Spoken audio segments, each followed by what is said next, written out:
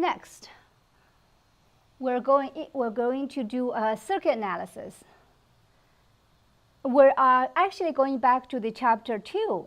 Now we're just looking at ordinary circuits. This time the only difference is that circuit consists of all kinds of elements. That not just the resistors. We're going to have resistors, inductors, capacitors, and they're combined in certain way, and we want to actually know anything. We want to know the current going through a particular element. We want to know a voltage across a particular element and how we're going to go for this. So the circuit analysis, the method, the theory is precisely the same as the resistive circuits. And the way we do it is precisely the same. The only difference is that it's not longer just the numerical computation, because the phase is involved. So we're going to start with the beginning. That we're going to look at Ohm's law. We're going to look at the KCL and KVL and see how we apply KCL, KVL. We definitely need, in some cases, to combine the impedance or admittance. And we wanted to use the circuit theory. One of the circuit theory is the current division theory and the voltage division theory. Now for more complex circuits here, then we can use node analysis, loop or mesh analysis, superposition, source transformation, and Thevenin's-Norton's theorems. So first we want to start with an example. Here's the example here. We like to practice on VDT.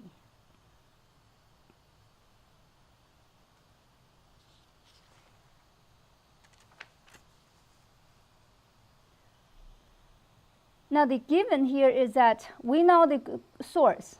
The voltage source is given. And we wanted to know the voltage across the 2 ohm resistor on the very right.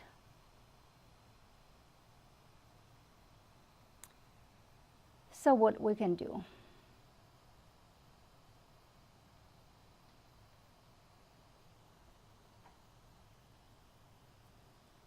First, we need to recognize that this node here and this entire node right here.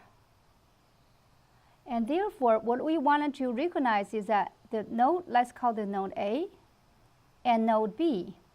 This is precisely the nodes across the voltage source. So all we need to do is that and see how the 2 ohm resistor is sharing the voltage across A, B. And we also notice that the B is higher than A. And therefore, VO, the V sub 0, must carry a negative sign. Other than that, we just want to know how this one shares a portion and this one shares a portion. And the portion that we're interested in is the voltage across the 2 ohm resistor. So VDT tells us, by applying VDT, the voltage across that particular element, VO, is equal to, and first we recognize that the sign is opposite to what is given. So that's a negative. And then that should be equal to the impedance of the resistor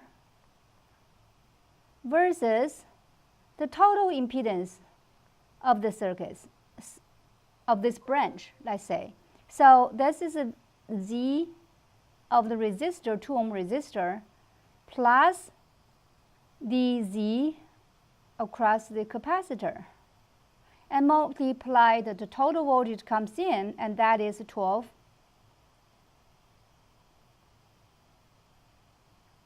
That is 12, 0 degrees. That's VDT. So let's let's put the impedance for both elements in. We have V naught is equal to negative 12, that's real number, and ZR is 2, and 2 minus J1, and that's it.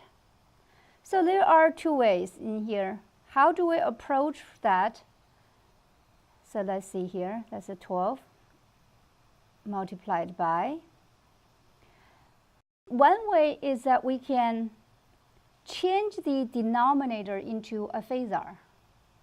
And then phasor and phasor is easy to do the computation. And that's give us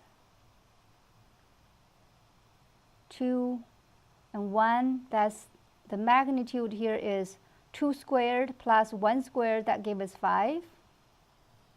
And the angle, which is a tangent of a negative 1 over 2, so that gives us a negative 26.57 degrees.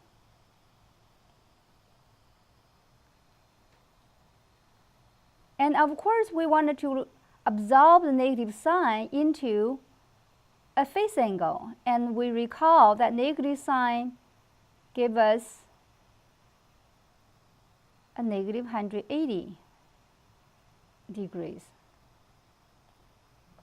So we can get rid of negative sign. And now you can see, all we need to do is to look at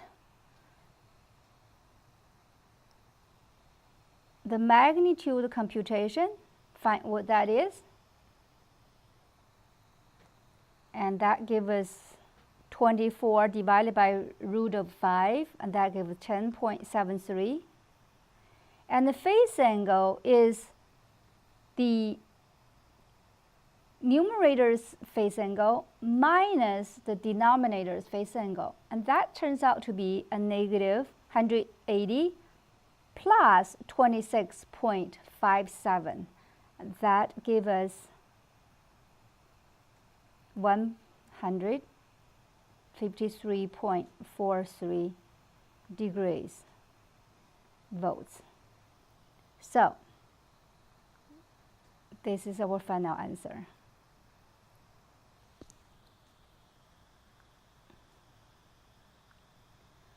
So from this example that you can see, the way we applied VTT is precisely the same as we applied for resistive circuits. The second way, as we mentioned, what we can do for this one, so let's look at what's the second way here. That's a negative 12 times 2 divided by 2 minus J1. What we can do is we can multiply the complex conjugate of the denominator and numerator to get rid of the complex number in the denominator. So in this case, we're going to have negative 24 multiplied by 2 plus J1 divided by 2 minus J1. And of course, we need to multiply 2 minus plus J1. And this is the complex conjugate.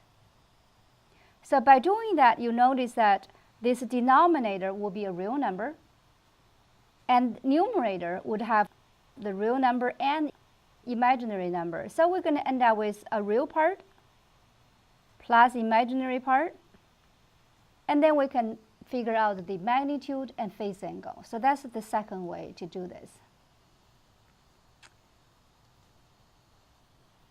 Then this is a practice for you to do. So this is a practice problem, and this is the solution to this problem.